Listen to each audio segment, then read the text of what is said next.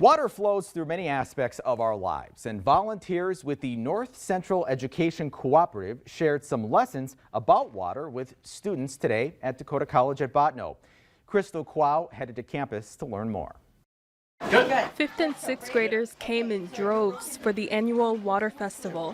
One of the groups will be starting in Water Wonders. Crystal LaFountain, fifth grade teacher, says her recent lesson plans involved the water cycle, contamination, and pollution. Definitely helps out. It gives them that extra that they need to understand it, and I love the hands-on activities that they're going to do today. Because then we're going to put some lemonade in there. Here, students become environmental chemists, testing for groundwater pollutants.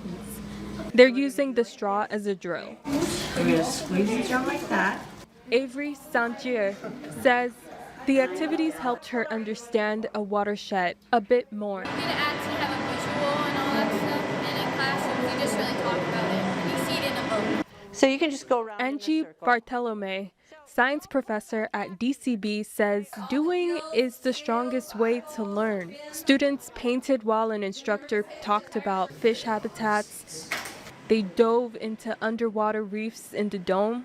These youngsters may not be experienced chemists, but they still examined its behavior. Bartolome brought the program to the school a decade ago. This year is our biggest year with 460 students registered. They have about 30 volunteers overall, including college and high school students.